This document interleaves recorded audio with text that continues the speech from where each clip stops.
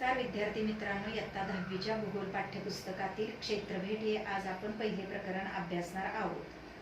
खरं तर भूगोल हे शास्त्र निरीक्षणातून शिकायचे असते, परंतु काही अडचणींमुळे आपल्याला ते निरीक्षणातून प्रत्येक तासाला शिकणे अशक्य असते. त्यापैकी आपण निरीक्षणातून शिकणारा याच्यातील एकच महत्त्वाचा म्हणजे क्षेत्रभेटीद्वारे आपण काही भाग शिकणार आहोत. म्हणून क्षेत्रभेट ही भूगोल विषयाची महत्त्वाची अभ्यास पद्धती समजली जाते. मग आता क्षेत्रभेट म्हणजे काय?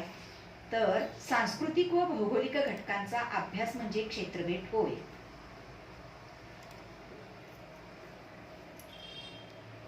तुमच्या या पाठ्यपुस्तकामध्ये क्षेत्रभेट पाठात नळदुर्ग ते अलिबाग अशी क्षेत्रभेट घडवून आणली आहे.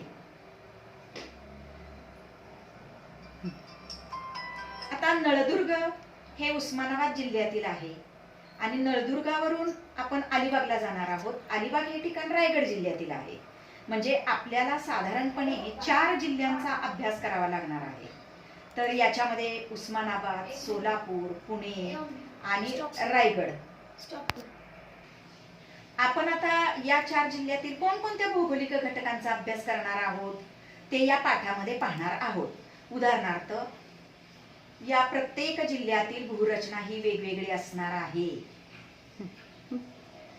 त्यानंतर मृदा, जलाशय, वनसंपत्ती, पिके, वस्त्या इत्यादी घटकांमध्ये आपल्याला वेगवेगळ्या प्रकारचे बदल दिसणार आहेत आणि याच बदलांचा आपल्याला या पाठामध्ये सविस्तर असा अभ्यास करायचा आहे.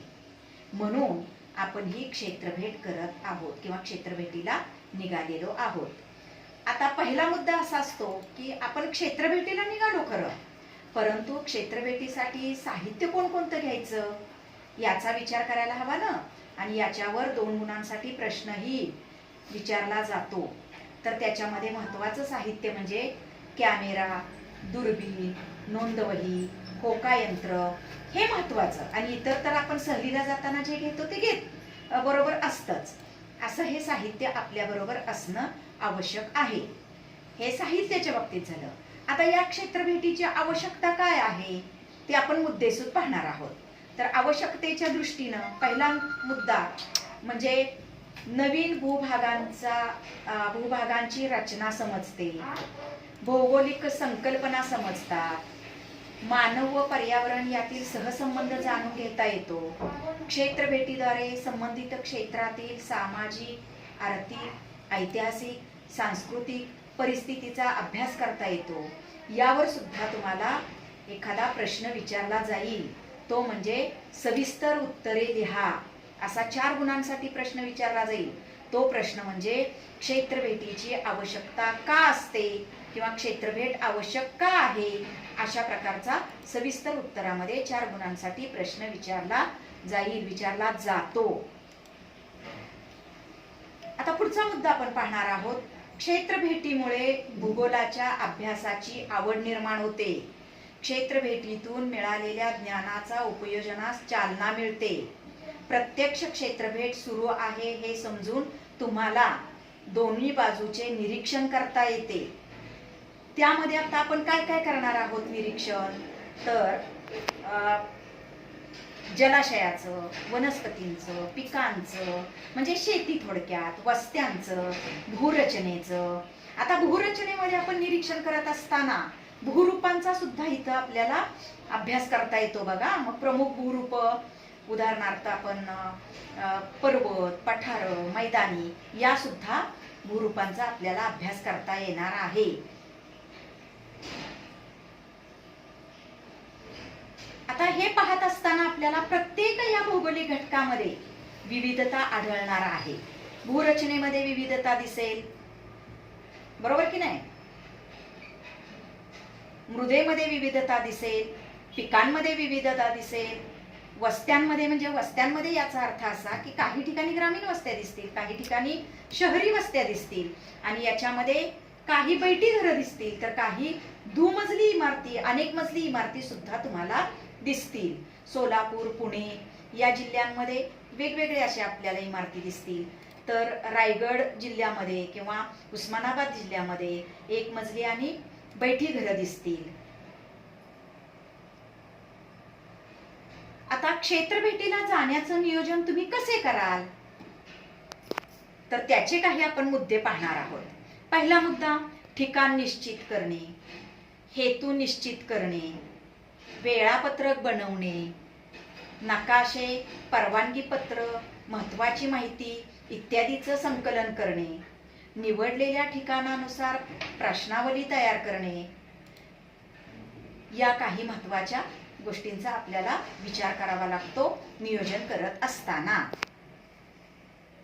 आता क्षेत्रभेट कोणकोणत्या ठिकाणाला दिली जाते किंवा आपण क्षेत्रभेटीला जात असताना कोणकोणती ठिकाणं निवडतो, तर त्याच्यामध्ये समुद्राचा किनारा, बाजारपेठ, आदिवासी एखादी जमातीला सुद्धा आपण भेट देऊ शकतो किंवा आदिवासी वस्तीला भेट देऊ शकतो, जंगलाला भेट देऊ शकतो, एखाद्या कारखान्याला भेट देऊ शकतो, त्याचबरोबर एखाद्या धरणाला किंवा एखाद्या मोठ्या प्रोजेक्ट म्हणजे प्रकल्पाला सुद्धा भेट देऊ शकतो. यापैकी आपण एखादं ठिकाण निवडू शकतो.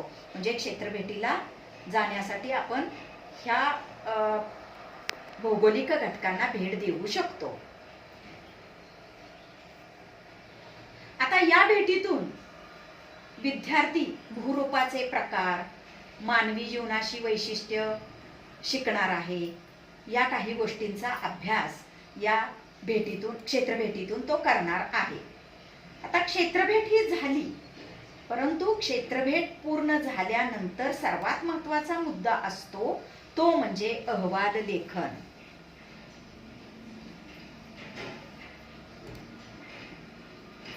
तर या अहवाल लेखनामध्ये आपल्याला सर्वात महत्वाचे घटक अहवाल लेखन करत असताना म्हणजे मुद्दे म्हणूया, मुद्दे विचारात घ्यावे लागतात. पहिला, क्षेत्रभेट झाल्यानंतर महत्वाचा जो मुद्दा असतो तो म्हणजे अहवाल लेखन. या अहवाल लेखनाला क्षेत्रभेटीमध्ये महत्व फार असते. त्याच्यासाठी काही मुद्देही महत्वाचे असतात, ते विचारात घ्यावे लागतात आणि या मुद्द्यांच्या द्वारे अहवाल लेखन करायचं असतं. त्याच्यातले मुद्दे आपण सविस्तर थोडक्यात पाहूया. पहिला मुद्दा आहे स्थान विस्तार, अक्षवृत्तीय, रेखावृत्तीय, त्याच्यासाठी स्थान विस्ताराच्या दृष्टीनं. दुसरा घटक आहे तो प्राकृतिक घटक. या प्राकृतिक घटकामध्ये उदाहरणार्थ पर्वत, मैदानी प्रदेश, पठारी प्रदेश, किनारी प्रदेश, या प्रदेशांचा आपल्याला विचार करावा लागतो. कारण का आपण त्या मानवी घटक, या मानवी घटकामध्ये कशा कशाचा समावेश केला जातो, तर व्यवसाय, दळणवळण, शेती, वाहतूक,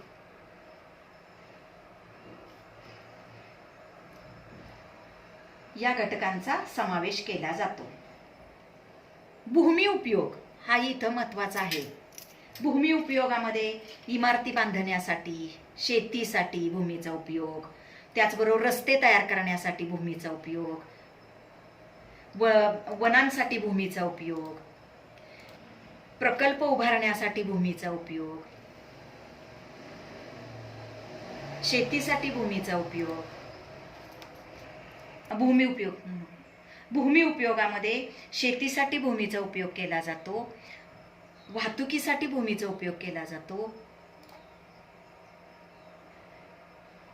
त्याचबरोबर रस्ते बांधण्यासाठी भूमीचा उपयोग केला जातो, प्रकल्पासाठी एखाद्या उपयोग केला जातो भूमीचा. ऐतिहासिक घटक, या ऐतिहासिक घटकांमध्ये किल्ले यांचा समावेश केला जातो. किल्ले, गड, उदाहरणार्थ आता जंजिरा किल्ला शिवाजी महाराजांनी शत्रूपासून संरक्षण व्हावं यासाठी बांधलेला होता, तो पाण्यात बांधलेला आहे. आता पुढचा जो महत्वाचा मुद्दा आहे तो म्हणजे पर्यावरणीय समस्या. याचाही विचार आपल्याला याच्यामध्ये करावा लागणार आहे. बघा, भरपूर पाऊस पडला तर नद्यांना पूर येतात, समुद्राच्या पाण्याची पातळी वाढते, किनाऱ्यावर असणाऱ्या घरांचं, शेतीचं, वस्त्यांचं नुकसान होतं, प्रदूषण होतं. याच्यामध्ये मग प्रदूषणामध्ये जलप्रदूषण, वायू प्रदूषण, भूमी प्रदूषण, याचबरोबर वृक्षतोड, मग वृक्षतोडीवर सुद्धा परिणाम होतात. जंगलं तोडली जातात. तर अशा प्रकारे हे आपल्याला अहवाल लेखनामध्ये काही मुद्दे घ्यायचे आणि शेवटचा अहवाल लेखनामधला मुद्दा म्हणजे निष्कर्ष. आता या निष्कर्षामध्ये आता याच्यातला आपण महत्वाचा मुद्दा पाहणार आहोत अहवाल लेखनामधला म्हणजे तो निष्कर्ष. या निष्कर्षामध्ये उपाय व सूचना हे दोन घटक अतिशय महत्वाचे असतात. आपल्याला काय प्रदूषण, उदाहरणार्थ एक प्रदूषणावर उपाय काय सांगता येतील किंवा करता येतील म्हणूया. मग काही वैयक्तिक पातळीवर, काही गाव पातळीवर, काही शासकीय अशा प्रकारचे उपाय केले जातात. त्याचबरोबर काही वेळेला ग्रामस्थ किंवा काही वेळेला शासन सूचना देत असतं. मग त्या सूचनांचं सुद्धा आपल्याला पालन करावं लागतं आणि त्या सूचनांचा विचार करावा लागतो. हे सुद्धा महत्वाचे घटक निष्कर्षाच्या दृष्टीने अहवाल लेखनामध्ये ठरतात. अहवाल लेखन करत असताना योग्य त्या ठिकाणी नकाशे, आरेखन, छायाचित्र यांचाही वापर करावा लागतो. अहवाल लेखन हे महत्वाचं तंत्र आहे. तर क्षेत्रभेट हे महत्वाचे अभ्यास पद्धती, त्याशिवाय परिपूर्ण होऊ शकत नाही. क्षेत्रभेटीतून तुम्हाला असे काही वेगवेगळे अनुभव आले असतील की सोलापूरमध्ये बारमाही पिके कमी आढळली, मृदा मुरमाड, ज्या ठिकाणी पाण्याचा स्रोत आहे तिथं बारमाही पिकं घेण्यात आली, होय की नाही. तर भुईमुगासारखं, तिळासारखं कमी पाण्यावर येणारं पीकही आपण सोलापूर जिल्ह्यामध्ये पाहिलं. आता आपण सोलापूरमधून पुणे जिल्ह्यामध्ये प्रवेश केला होता. तिथं उजनीच्या धरणामुळे बारमाही पिकं, नगदी पिकं ही सुद्धा आपण पाहिली की नाही. उदाहरणार्थ ऊसासारखी वगैरे. नगदी पीक म्हणजे ऊसासारखं पीक.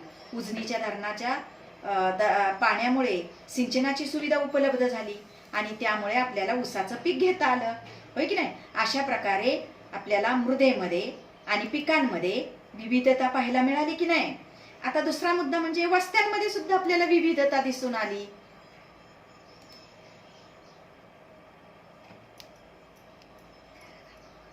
आता वस्त्यांमधून जी विविधता आपल्याला पाहायला मिळाली, पुणे, सोलापूर या जिल्ह्यांमध्ये दुमजली वगैरे इमारती आढळल्या.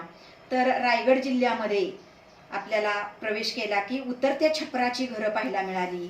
कारण का, तर तिथं भरपूर पाऊस पडतो, त्यामुळे तिथं उतरत्या छपराची घरं आणि भरपूर पाणी हे पाहायला मिळालं, होय की नाही. वरील भौगोलिक घटकांमध्ये प्रदेशानुसार व गरजेनुसार विविध क्षेत्रातील लोकांच्या उपजीविकेच्या साधनामध्ये सुद्धा आपल्याला फरक आढळला, बरोबर ना. म्हणजे कुणी टोपल्या विणत होते, कुणी मासेमारी करत होते, अशी आपल्याला विविधता पाहायला मिळाली की नाही. कुणी कारखान्यामध्ये काम करताना पाहिले आपण. तर या विविध उपजीविकेच्या साधनांमधून आपल्याला वेगवेगळे फरकही पाहायला मिळाले. विविध क्षेत्रातील पर्जन्यातील, तापमानातील फरकांमुळे वनस्पतींवर, मृदेवर, लोकजीवनावर, राहणीमानावर आपल्याला फरक या पाठामधून पाहायला मिळाला.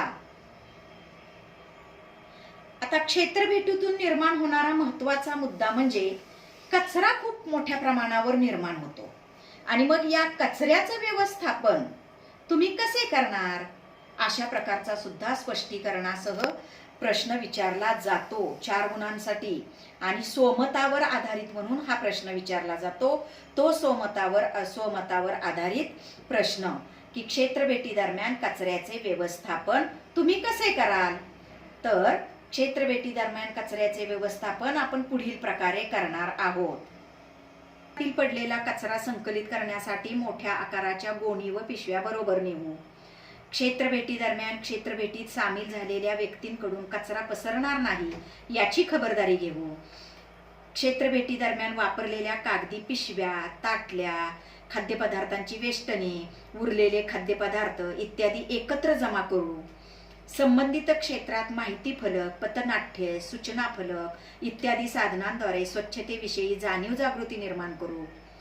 संबंधित क्षेत्रातील कचऱ्याच्या व्यवस्थापनासाठी संबंधित क्षेत्रातील शासकीय अधिकाऱ्यांशी शिक्षकांच्या मार्गदर्शनानुसार पत्राद्वारे, मुलाखतीद्वारे संपर्क साधून आपण कचऱ्याचे व्यवस्थापन सुव्यवस्थितपणे करू शकतो.